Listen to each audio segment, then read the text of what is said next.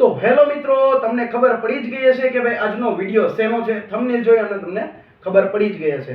તો આપણે bachelor degree પછી આપણે માસ્ટર ડિગ્રીમાં એડમિશન મેળવવું હોય તો સૌરાષ્ટ્ર યુનિવર્સિટીમાં એડમિશન ઓનલાઈન એક્સટર્નલનું ફોર્મ કઈ રીતે ભરવું, તો એ આજે આપણે આખી ચર્ચા કરવાની છે. તો પહેલેથી અને લઈ અને છેલ્લે સુધી વિડીયો જોજો અને તમને બધી જ ખબર પડી જશે કે કઈ રીતે એડમિશન ફોર્મ ભરવું.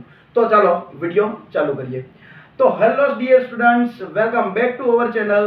અને આજે આપણે વિડીયો ચાલુ કરીએ છીએ કે ભાઈ ઓનલાઈન એડમિશન ફોર્મ છે એ કઈ રીતે ભણવું, એમાં એમકોમ છે, એમએ છે, એમએસસી છે, એમએડ છે, આ બધી માસ્ટર ડિગ્રીમાં છે એ એડમિશન કઈ રીતે લેવું, તો જાણો સંપૂર્ણ માહિતી. તો સૌથી પહેલા આપણે છે હવે એ આપણને ખબર પડવી જોઈએ કે ભાઈ માસ્ટર ડિગ્રીમાં એડમિશન મેળવવું હોય એક્સટર્નલમાં તો આપણે સૌથી પહેલા વેબસાઇટ કઈ સિલેક્ટ કરવાની. તો ભાઈ વેબસાઇટ અહીંયા આપણને નીચે આપેલી છે, જો તો કે ભાઈ exam.university.edu exam.saurashtrauniversity.edu આ વેબસાઇટ તમારે સર્ચ કરવાની રહેશે ક્રોમમાં. એના પછી આપણે વાત કરીએ તો સૌથી પહેલા આપણે ખાસ નોંધામાં વાંચવાની છે કે ભાઈ એક્સટર્નલ પ્રોગ્રામમાં પ્રવેશ લેવા માંગતા વિદ્યાર્થીઓ છે એ છેલ્લો અભ્યાસ છે એ પોતે સૌરાષ્ટ્ર યુનિવર્સિટીમાં કરેલો હોવો જોઈએ, અથવા તો ગુજરાત બોર્ડમાં કરેલો હોય, અથવા તો ગુજરાત નર્સિંગ કાઉન્સિલમાં કરેલો હોવો જોઈએ, અથવા તો આઈટીઆઈ છે, પછી જીસીડબલ્યુટી છે, એનસીવીટી છે, બરાબર. તો આમાંથી અભ્યાસ કર્યો હોય તો એને પીવીસી ફોર્મની જરૂર પડશે નહીં. પણ આની બહારની યુનિવર્સિટીમાં તમે અભ્યાસ કરેલો હશે તો એમાં પીવીસી ફોર્મ ફરજિયાત જરૂર પડશે. તો આમાં એ રીતે લખેલું છે કે ભાઈ જો છેલ્લો અભ્યાસ છે યુનિવર્સિટીમાંથી અને આ બધી યુનિવર્સિટીમાંથી કરેલો હોય તો તેમણે ડાયરેક્ટ એક્સટર્નલ ફોર્મ મેનુમાં જઈ અને એક્સટર્નલ ફોર્મ માટે રજીસ્ટ્રેશન કરવાનું રહેશે. તો સૌથી પહેલા આપણે એમાં સૌથી પહેલું સ્ટેપ છે સાઇન અપ કરવાનું છે. તો જો સૌરાષ્ટ્ર યુનિવર્સિટીમાં એક્સટર્નલ પ્રોગ્રામમાં પ્રવેશ મેળવવા માંગતા હોય તો દરેક વિદ્યાર્થીઓએ સૌપ્રથમ સાઇન અપ કરવાનું રહેશે. અહીંયા સાઇન અપ નું ઓપ્શન છે એના ઉપર તમારે ક્લિક કરવાનું રહેશે. એટલે આવું આપણે ડાયલોગ બોક્સ ખુલશે. એટલે આ ડાયલોગ બોક્સ ખુલશે એમાં અહીંયા સાઇન અપ ઉપર ક્લિક કરવાનું રહેશે તમારે. આ રીતે વેબસાઇટ ખુલશે. પછી એમાં જો સાઇન અપ ઉપર ક્લિક કર્યા બાદ નીચે દર્શાવેલ બધી માહિતી છે તે માહિતી ભરવાની રહેશે. તો કે ભાઈ સૌથી પહેલા એમાં શું છે તો ભાઈ સૌથી પહેલા એમાં આપણી સરનેમ આવે, પછી સૌથી પહેલા આપણી સરનેમ આવશે, પછી એમાં નામ લખવાનું આવશે, પછી આપણે પપ્પાનું નામ આવશે. એટલે આ રીતે આખું નામ આપણે આવી જશે. એના પછી આપણો ચાલુ જે મોબાઈલ નંબર હોય ઈ અને જે ચાલુ મેલ એડ્રેસ હોય ઈ બે આમાં એન્ટર કરવાનું રહેશે. આટલું થઈ ગયા બાદ તમારે મેલમાં અને મોબાઈલમાં બેમાં તમારે ઓટીપી આવશે. તો ઈ બેમાં છે ઈ ઓટીપી તમારે અહીંયા તમારે નાખવાનો રહેશે. જો લખેલું છે સેવ બટન પર ક્લિક કર્યા બાદ તમારા દ્વારા એન્ટર કરેલા ઈમેલ અથવા તો મોબાઈલ નંબર ઉપર ઓટીપી આવશે અને આ બંને ઓટીપી છે એ અહીં દર્શાવ્યા મુજબ એન્ટર કરી અને ઓથોરાઇઝ બટન ઉપર અહીંયા ઓથોરાઇઝ બટન ઉપર ક્લિક કરવાનું રહેશે. ત્યારબાદ તમારા મેલ આઈડીમાં તમને લોગિન આઈડી અને પાસવર્ડ આ બે વસ્તુ તમને આપવામાં આવશે. પછી નેક્સ્ટ સ્ટેપ લોગિન નું સ્ટેપ છે. તો આપણને લોગિન અને પાસવર્ડ લોગિન આઈડી અને પાસવર્ડ આપણે મળી ગયા હોય તો ઈ બે છે અહીંયા લોગિન આઈડી નાખવાનું અથવા તો મોબાઈલ નંબર નાખી શકો અથવા તો યુઝર નેમ નાખી શકો અને પાસવર્ડમાં છે તમે પાસવર્ડ આપણને મેલમાં આવેલો હોય ઈ પાસવર્ડ નાખી શકો અને અહીંયા સાઇન ઇન બટન ઉપર ક્લિક કરશો એટલે આપણે આપણા મેલ આઈડીમાં લોગિન થઈ જશે આપણી આઈડીમાં.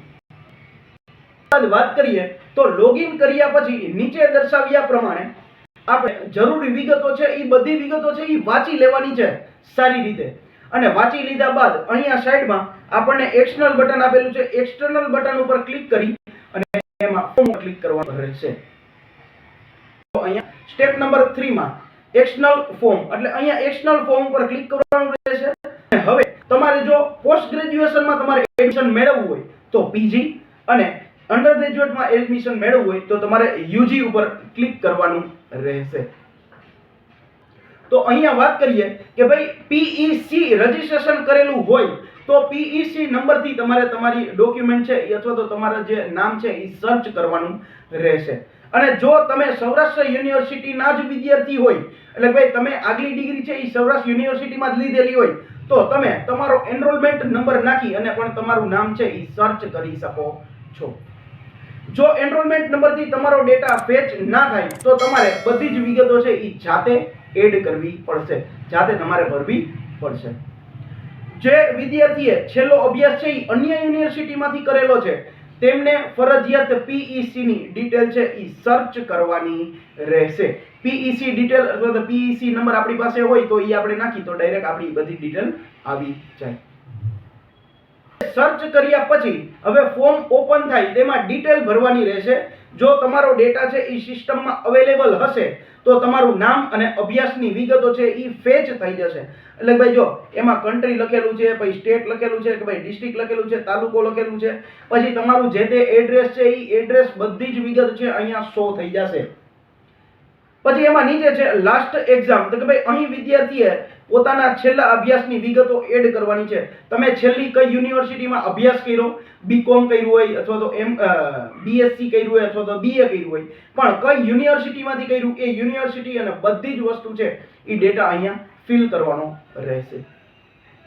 ઓકે, ત્યારબાદ આપણે વાત કરીએ તો ભાઈ નીચે દર્શાવેલ સેક્શનમાં વિદ્યાર્થીને અભ્યાસ માટેના સબ્જેક્ટ છે એ સિલેક્ટ કરવાના રહેશે. હવે અહીં કાળજીપૂર્વક રાખી અને સબ્જેક્ટ સિલેક્ટ કરવા, કેમ કે આ સબ્જેક્ટ છે એ તમારા સેમેસ્ટર 1 ના પરીક્ષાના સબ્જેક્ટ છે.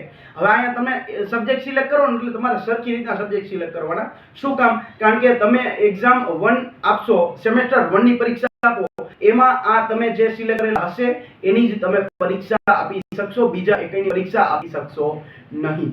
એટલે અહીંયા ખાસ ધ્યાન રાખવાનું છે મારે.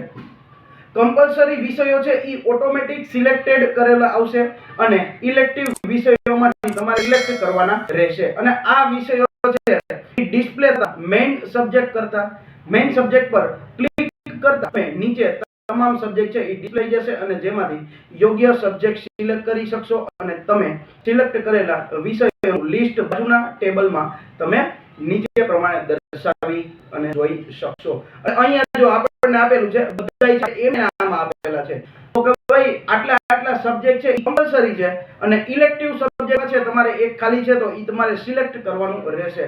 એટલે આ રીતે અહીંયા આપણને બધાય સબ્જેક્ટના નામ આપણે આવી જશે. ઓકે, નીચે દર્શાવેલા ડોક્યુમેન્ટ સેક્શનમાં જરૂરી ડોક્યુમેન્ટ અપલોડ કરવાના રહેશે અને ત્યારબાદ સેવ બટન પર ક્લિક કરવાનું રહેશે. જો આપણને નીચે જેટલા ડોક્યુમેન્ટ આપ્યા છે એ બધા ડોક્યુમેન્ટ આપણે છે એ અપલોડ કરવાના સાઇટમાં અને એમાં ક્રાઇટેરિયા આપ્યા કે ભાઈ 2 MB 5 MB ની અંદર, બરાબર, જેપીઈજી ફોર્મેટ છે અથવા તો પીડીએફ ફોર્મેટ છે, ગમે તે ફોર્મેટ આપ્યો એ ફોર્મેટમાં આપણે શું કરવાના હોય, અપલોડ કરવાના થશે. જો અહીંયા જેપીજી છે, જેપીજી છે, પીએનજી, આમાં શું કીધું છે, ફોટો અપલોડ કરવાનો છે અને આપણી સાઇન અપલોડ કરવાની છે. તો ફોટો અને સાઇન બે આપણું અપલોડ થઈ જાય ત્યારબાદ આપણે સેવ બટન ઉપર આપણે ક્લિક કરવાનું રહેશે. સેવ બટન પર ક્લિક કર્યા બાદ નીચે દર્શાવેલ પ્રમાણે ડિટેલ છે એ ડિસ્પ્લે થશે અને અહીં પેમેન્ટ કરવા માટેનો પણ આપેલો છે. પેમેન્ટ કરવા માટે પેમેન્ટ બટન ઉપર ક્લિક કરવાનું રહેશે એટલે અહીંયા આપણે ક્લિક કરવાનું રહેશે. અહીંથી વિદ્યાર્થીએ ભરેલા ફોર્મની છે એ પ્રિન્ટ પણ કરી શકાશે અને પ્રિન્ટ ડાઉનલોડ કરવા માટે પ્રિન્ટ બટન ઉપર ક્લિક કરવાનું રહેશે. એટલે અહીંયા પ્રિન્ટ બટન ઉપર ક્લિક કરશો એટલે આપણે આખે આખું આપણી જેટલું રજીસ્ટ્રેશન કરીએ છીએ એ અરજી ફોર્મ આખે આખું આપણને પીડીએફ સ્વરૂપે મળી જશે અને આપણે એમાંથી ડાઉનલોડ પણ કરી શકશું. તો આઈ હોપ કે તમને આમાંથી ઘણી બધી વસ્તુ ખબર પડી હશે અને આપણે ઓનલાઈન એક્સટર્નલ ફોર્મ કઈ રીતે ભરવું માસ્ટર ડિગ્રીનું એ પણ તમને હવે ખબર પડી ગઈ હશે. અને પેમેન્ટ કઈ રીતના કરવું, તો કે ભાઈ પેમેન્ટ છે એ ગૂગલ પે છે, પેટીએમ છે અથવા તો તમે બીજી કોઈ પણ થર્ડ પાર્ટી એપ્લિકેશન ઉપરથી આપણે તમે પેમેન્ટ કરી શકો છો. બરાબર, તો અહીંયા સુધી વિડીયો આપણે રાખીએ.